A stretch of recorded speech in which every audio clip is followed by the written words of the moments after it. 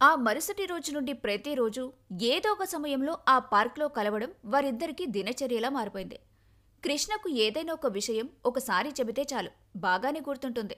ఒకసారి ఏదైనా తప్పు చేసి అలా చేయకూడదని తెలుసుకున్నాడంటే జీవితంలో మళ్ళీ ఆ తప్పు చేయడు. కాని ప్రతిదీ ప్రేమ చెప్తే కాని చేయడు. ఒక్కోసారి అవి ప్రేమకు కోపం తెప్పించేవి. ఉదాహరణకు ఒక రోజు అదే పార్క్లో ఒక సాయంత్రం వేళ అప్పటికే ప్రేమ కృష్ణ కోసం ఎదురు చూస్తూ ఉంది. కాసేపటికి కృష్ణ వచ్చి, హాయ్ ప్రేమ అన్నాడు.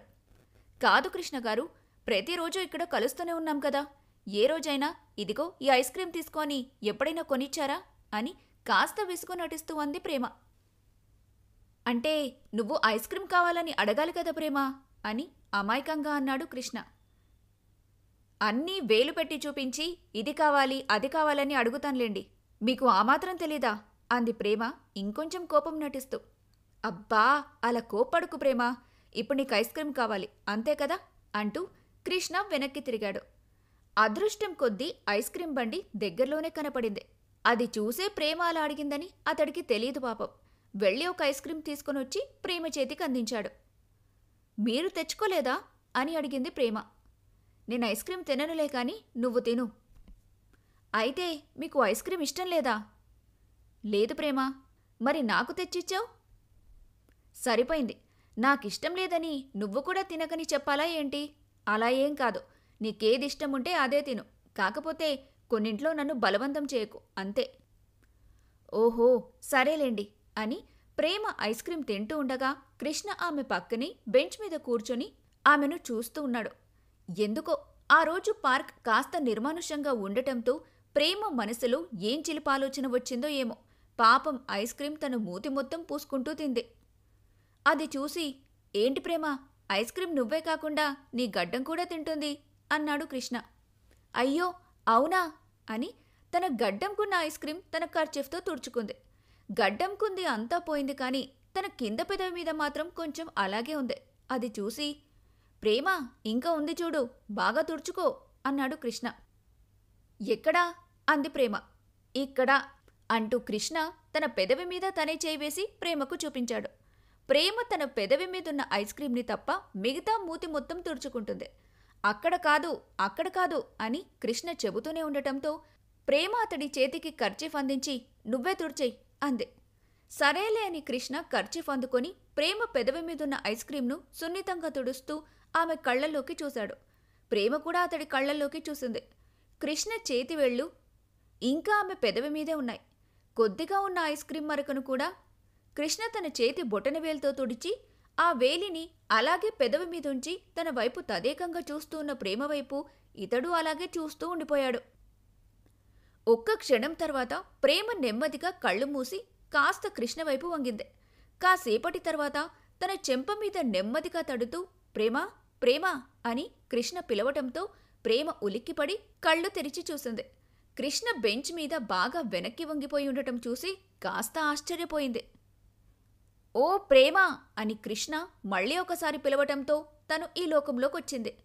బహుశా నీకు నిద్రొస్తున్నట్టుంది, ఇంకిక్కడి నుంచి వెళ్దామా అన్నాడు కృష్ణ కాస్త బిత్తర చూపులు చూస్తూ. ఆ మాటకు ప్రేమ లేచి మామూలుగా కూర్చొని ముఖం పక్కకు తిప్పుకొని పటపటామని పళ్ళు కొరుకుతూ, ఎవరండి ఈ రొమాన్స్లెస్ ఫెలోకి కృష్ణ అని పేరు పెట్టింది అని తిట్టుకుంటూ ఉండగా అప్పటికే కృష్ణ పైకి లేచి, ఇక వెళ్దామా, చీకటి కూడా పడుతోంది అన్నాడు. దాంతో ప్రేమ ఒక క్షణం కళ్ళు మూసి తెరిచి బలవంతంగా పళ్ళికిలించి హీహీ అని నవ్వి చిన్నగా తలమీద కొట్టుకొని, కర్మరా బాబు అని మనసులో తిట్టుకుంటూ వెళ్దాం పదండి అని పైకి లేచి ఎవరి ఇళ్లకు వాళ్ళు వెళ్ళిపోయారు. అలా రొమాన్స్లెస్గా వారి లవ్ స్టోరీ సాగుతుండగా ఒకరోజు వారి ప్రేమ కథలు ఒక రౌడీ మూకతో యాక్షన్ ఎపిసోడ్ కూడా చోటు చేసుకోవాల్సి వచ్చింది. ఎప్పటిలాగే ప్రేమ కృష్ణ కోసం పార్క్లో ఎదురు చూస్తూ ఉండగా ఆ పక్కనే ఉన్న కొంతమంది పోకిరీలు ఆమె వైపు అదోలా చూస్తూ ఉన్నారు. వాళ్ల చూపులు ఆమెను ఇబ్బంది పెడుతున్నా కృష్ణ కోసం అలాగే నిలబడింది. కొన్ని నిమిషాలు ఆలస్యంగా కృష్ణ అక్కడికి చేరుకున్నాడు. కృష్ణ అక్కడికి వచ్చినా కూడా వాళ్లు ప్రేమను కామెంట్ చేయడం ఆపలేదు. వారి టీజింగ్ కామెంట్స్తో ప్రేమ ఇబ్బంది పడుతున్నా కృష్ణ అది పట్టించుకోకుండా ప్రేమ పక్కన కూర్చొని ఆమెతో మాట్లాడడానికి ప్రయత్నించాడు. దాంతో ప్రేమ కాస్త కోపంగా, అక్కడున్న ఎదవలందరూ నన్ను టీజింగ్ చేయడం వినపడలేదా అని అడిగింది. ఓ అదా. చూడు ప్రేమ, అలాంటి వారిని వారి మానాన వాళ్ళని వదిలేయాలి. వాళ్ళలా టీస్ చేయటం వల్ల మనకు వచ్చే నష్టమేంటి చెప్పు? టేక్ ఇట్ ఈజీ అన్నాడు కృష్ణ. అంటే వాళ్ళని నువ్వు ఎంకరేజ్ చేస్తున్నావా కృష్ణ? నేను ఎంకరేజ్ చేయడం ఏంటి ప్రేమ? మరి వాళ్ళు నన్ను అన్ని కామెంట్స్ చేస్తుంటే కనీసం వాళ్ళని కొట్టను కూడా లేదు. అయ్యో, ఇలా కామెంట్స్ చేసేవారిని కొట్టుకుంటూ పోతే ఇక ఈ ప్రపంచంలో చాలా మందిని కొట్టాలి. వాళ్ళు చేస్తుంది జస్ట్ కామెంట్సే కదా, చేసుకోనిలే. అంతకు మించి మితిమిరితే ఒక్కొక్కడి పళ్ళు రాలగొడతాను అని కృష్ణ అనటంతో ప్రేమ కాస్త కోపంగా పైకి లేచి, అంటే వాళ్ళు వచ్చి నా మీద చెయ్యి వేస్తేనో ఏదైనా చేస్తేనో తప్ప నువ్వు స్పందించవా?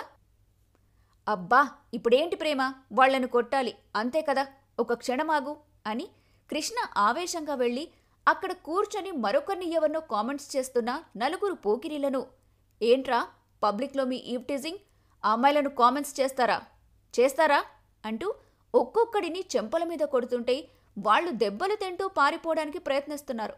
కాని వాళ్లకన్నా కాస్త తక్కువ బలం కలిగిన కృష్ణను ఎవ్వరూ కనీసం తిరిగి కొట్టడానికి కూడా ప్రయత్నించలేదు. వాళ్లలా భయపడటం చూసి కృష్ణ మరింత విజృంభించి వాళ్లను కొట్టాడు. కాసేపటికి అక్కడ పోకిరీలు వెళ్లిపోవడంతో కాస్త ప్రశాంత వాతావరణం నెలకొంది.